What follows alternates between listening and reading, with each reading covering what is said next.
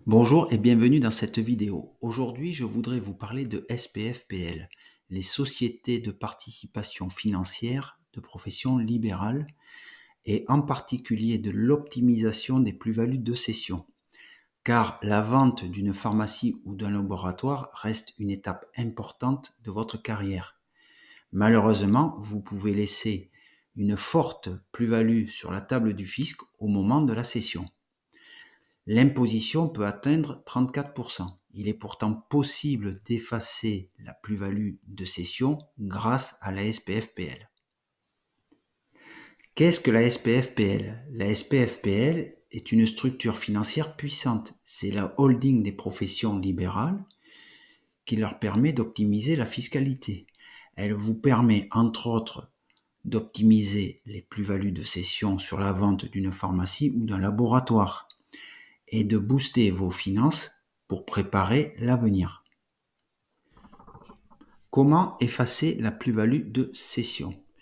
La SPFPL est une société mère qui détient comme filiale une SEL ou plusieurs. Premier cas, la SPFPL existe depuis plus de 2 ans et détient depuis plus de 2 ans les titres de votre SEL. Dans ce cas, vous vendez les titres de la SEL et vous bénéficiez de l'exonération COPE. Vous vous retrouvez imposé sur une très faible part du prix de vente. Le taux moyen d'imposition au final sera compris entre 1,8 et 3%, à comparer aux 34% dont je parlais en introduction. Deuxième cas, vous n'avez pas de SPFPL ou cette dernière ne possède pas les titres de la SEL depuis 2 ans au moment de la cession. Dans ce cas, tout est encore possible. Il existe un autre régime de faveur qui s'appelle l'apport cession. Vous créez une SPFPL et vous apportez les titres de la SEL à la SPFPL. Dans ce cas, vous tombez en report d'imposition. Vous n'avez rien à payer comme impôt au moment de la vente. Vous avez en contrepartie une obligation de remploi de 60% du prix de vente.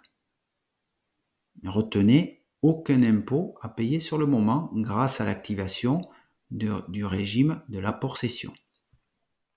Pour compléter mes propos, je voudrais vous livrer des anecdotes qui ont coûté cher.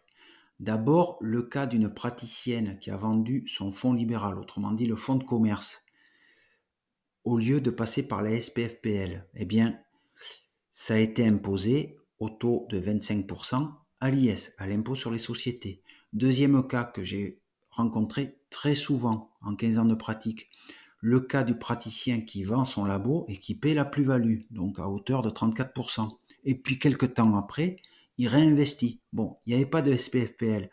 Eh bien, c'est dommage car il a perdu le montant de la plus-value et s'il avait eu une SPFPL, il aurait eu 34% en plus pour investir.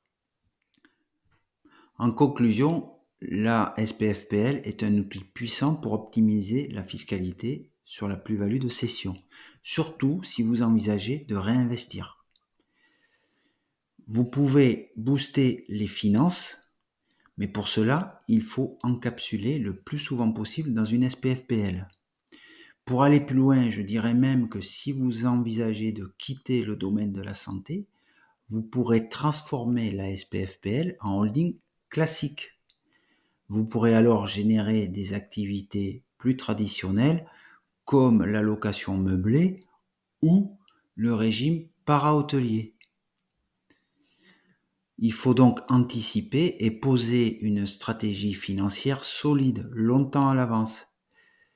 La fiscalité à elle seule ne réglera pas tout, surtout si elle est traitée au dernier moment.